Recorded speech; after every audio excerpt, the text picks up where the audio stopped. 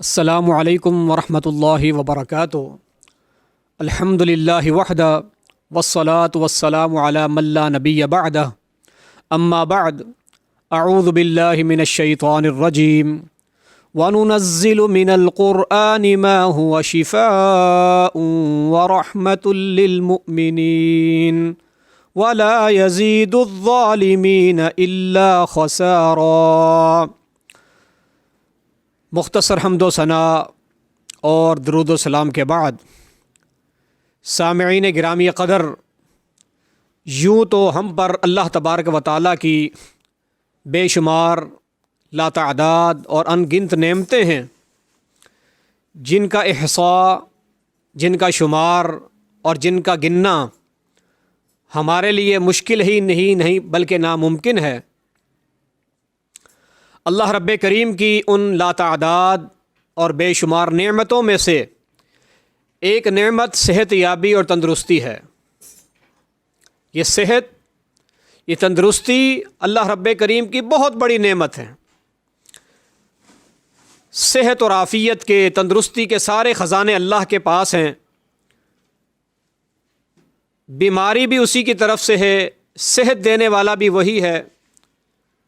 اگر انسان بسا اوقات کسی بیماری میں مبتلا ہو بھی جائے تو اسے اللہ کا امر سمجھ کر اس پر صبر اور شکر کرے، اور جو علاج کا مسنون طریقہ کار ہے اسے وہ اختیار کرے جو شرعی اعتبار سے درست اور صحیح ہو۔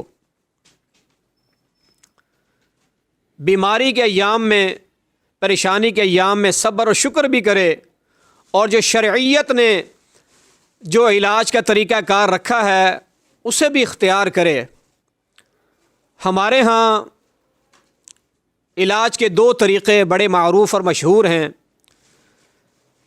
اولاً ہم لوگ سب سے پہلے جو طریقہ علاج ڈھونڈتے ہیں یا جس کی طرف ہم جاتے ہیں وہ ہے دوا۔ ہم اپنی بیماری کے علاج کے لیے میڈیسن استعمال کرتے ہیں، اچھے طبیب، معالج اور اچھے ڈاکٹر کا انتخاب کرتے ہیں، کسی اسپیشلسٹ کو دکھاتے ہیں، اور اچھے کلینک پر یا کم از کم کسی معیاری اور اچھے اور مناسب ہسپتال کا رخ کرتے ہیں اپنی اس بیماری سے بچاؤ کے لیے، صحت یابی کے لیے۔ یہ طریقہ علاج بھی مسنون ہے، اس میں کوئی حرج نہیں ہے۔ دوا کرنا، حکیم کے پاس جانا، طبیب سے رجوع کرنا، کسی اچھے اور مستند ڈاکٹر کو دکھانا، یہ شرعاً جائز ہے۔ دوسرا طریقہ کار ہے اللہ سے دعا کرنے کا، جسے کہتے ہیں دعا، شرعی دم کرنا، دعا کا سہارا لینا، اللہ رب العالمین سے عافیت کا سوال کرنا، صحت یابی کا، شفا کا سوال کرنا، یہ بھی ایک علاج کا طریقہ ہے۔ آج میں آپ کو یہی بات بتاؤں گا انشاءاللہ العزیز کہ قرآن مجید میں اللہ رب کریم نے ہر مرض کی شفا رکھی ہے، اور بطور خاص سورۃ الفاتحہ ایسی عظیم سورت ہے کہ شفا ہی شفا ہے اس سورۃ الفاتحہ میں۔ یہ وہ عظیم اور مبارک سورت ہے۔ ویسے تو قرآن مجید کی ہر آیت، ہر سورت عظیم ہے اور بڑی ہی قیمتی ہے، عظیم الشان اہمیت کی حامل ہے، لیکن جو مقام اور مرتبہ، جو فضیلت اللہ تعالیٰ نے سورۃ الفاتحہ کو عطا فرمائی ہے وہ صرف اسی کا خاصہ ہے۔ یہ سورۃ الفاتحہ یہ ایک رکوع پر مشتمل سورت ہے۔ اس میں ایک رکوع ہے، 7 آیات ہیں، اس میں 25 کلمات ہیں اور 123 حروف ہیں۔ 123 حروف پر مشتمل یہ سورت کریمہ ہے۔ اللہ رب کریم نے اس سورت میں بڑی شفائیں رکھی ہیں۔ اس کا نام ہی ایک سورۃ الشفا ہے، اور بھی اس کے متعدد نام ہیں۔ اس سورت کے بہت سارے نام ہیں جس سے آپ خود اس کی اہمیت کا اندازہ لگا سکتے ہیں۔ اس کا نام سورۃ الفاتحہ تو ہے ہی ہے، اسے فاتحۃ الکتاب بھی کہتے ہیں۔ اس کا ایک نام ہے ام القرآن۔ الکتاب بھی اس کا نام ہے. اس کا ایک نام ہے السبع المثانی. یہ وہ 7 آیات ہیں جو بار بار دہرائی جاتی ہیں، بار بار پڑھی جاتی ہیں. اس کا ایک نام ہے سورۃ الصلاح، یعنی گویا یہ سورت عین نماز ہے، اصل نماز ہی یہ سورت ہے. اس کا ایک نام ہے سورۃ الشفاء. اللہ تعالیٰ نے ساری شفا ہی سورت میں رکھ دی ہے، اس لیے اس کا نام ہے سورۃ الشفاء. ایک نام ہے سورۃ الکافیہ، ایک نام ہے سورۃ الراقیہ یا رقیہ. راقیہ یعنی رقیہ، دم کرنے والی سورت ہے. اس کا ایک نام ہے سورۃ الحمد. یہ سراسر اللہ کی حمد پر مبنی، اللہ کی تعریف پر مبنی یہ سورت ہے. اس کا ایک نام ہے سورۃ الدعاء کہ اس میں اللہ رب کریم سے دعا کے آداب بتائے گئے ہیں. یہ سراسر دعا پر مبنی صورت ہے. اور اس کا نام ہے سورۃ الاحسان. اللہ، کتنے سارے اس کے نام ہیں. اس لیے آج کسی مریض سے پوچھ لیں کیا ہو رہا ہے، وہ فوراً سے بتائے گا فلاں ڈاکٹر کو دکھا رہا ہوں، فلاں میڈیسن لے رہا ہوں، فلاں ہسپتال کے وزٹ ہو رہے ہیں. علاج کا یہ جائز طریقہ ہے، لیکن بھائیو ہم کسی مریض سے یہ نہیں سنتے کہ وہ ہم سے یوں کہے کہ میں سورۃ الفاتحہ کا بھی دم کر رہا ہوں، میں معوذتین پڑھ کر بھی دم کر رہا ہوں، میں اللہ سے دعا بھی کر رہا ہوں، رب تعالیٰ سے رات کو اٹھ کے شفا بھی مانگ رہا ہوں. کوئی نہیں کہتا. یہ ہمارے ایمان کی اور ہمارے عقیدے کی کمزوری کا عالم ہے. ہم ظاہری اسباب جو ہے اس پر اس قدر تکیہ کر لیتے ہیں، اور جو حقیقت میں قرآن مجید شفا ہی شفا ہے، ہم اس سے دور ہو چکے ہیں. صحیح البخاری کا واقعہ کتنا مشہور ہے. حضرت ابو سعید خدری رضی اللہ تعالیٰ عنہ بیان کرتے ہیں کہ نبی کائنات صلی اللہ علیہ وسلم نے میری قیادت میں یعنی میری امارت میں 30 افراد پر مشتمل ایک قافلہ روانہ کیا. کسی سفر پر ہم نکلے،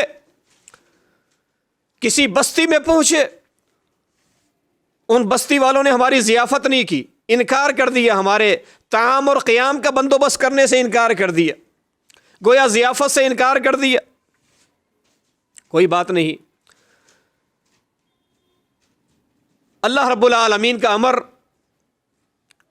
کہ اس بستی کا کسی سردار کو، کسی بڑے شخص کو، کسی موذی جانور نے، بعض حدیث میں آتا ہے عقرب کے الفاظ آتے ہیں، بچھو نے ڈس لیا. ایک زہریلا جانور ہے، اس کا زہر آہستہ آہستہ پھیل رہا ہے. حدیث میں آتا ہے فَسَعَوْا لَهُ بِكُلِّ شَيْءٍ. انہوں نے ہر طرح سے ہر ممکن کوشش کر لی، علاج کی، جو ٹوٹکے استعمال کر سکتے تھے اس کے زہر کے ختم کرنے کے لیے ہر طرح کی کوشش انہوں نے کر لی. لیکن وہ کہتے ہیں نا، مرض بڑھتا گیا جو دوا کی کے تحت زہر پھیلتا گیا، کوئی طریقہ کارگر نہیں ہو رہا. اچانک سے انہیں خیال آیا کہ یہ بستی میں جو ہمارے مہمان آئے ہیں، انہوں نے اپنا تعارف کرایا تھا کہ وہ جناب محمد الرسول اللہ صلی اللہ علیہ وسلم کے صحابہ ہیں، آپ کے شاگرد اور آپ سے فیض یاب ہونے والے ہیں. ہو سکتا ہے ان کے پاس ہی کوئی طریقہ علاج ہو. کچھ لوگ ان کے وفد کی شکل میں صحابہ کرام کے پاس آئے اور آ کر اپنا مدعا، اپنا مقصود اور غرض و غایت بیان کی. کہا بالکل الحمدللہ ہمارے پاس علاج موجود ہے، ہمارے پاس علاج موجود ہے. یہ کون تھے؟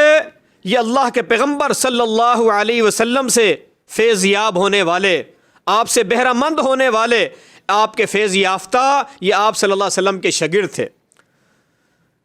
حضرت ابو سعید رضی اللہ عنہ کہتے ہیں کہ میں نے دم شروع کر دیا، میرے کچھ ساتھیوں نے دم شروع کر دیا سورۃ الفاتحہ پڑھ کر. فجعل یتفل ویقرأ الحمد للہ رب العالمین الرحمن الرحیم مالک یوم الدین. سورۃ الفاتحہ پڑھتے گئے، دم کرتے گئے، پھونک مارتے گئے. اللہ اکبر. اس کا زہر یوں ختم ہو گیا جیسے کبھی اس کا نام و نشان ہی نہ ہو. اللہ رب کریم کی توفیق سے، اللہ کے امر سے ایسی شفا اس کو نصیب ہو گئی، زہر کا اثر بالکل ختم ہو گیا اور وہ بھلا چنگا، صحت مند، تندرست ہو گیا. اللہ رب کریم نے سورۃ الفاتحہ کی برکت سے اسے شفا عطا فرما دی. ایک زہر جو خطرناک حد تک جسم میں سرایت کر چکا ہے، اللہ رب کریم نے اسے شفا عطا فرمائی سورۃ الفاتحہ کی برکت سے. سورۃ الفاتحہ کے ذریعے دم کیا.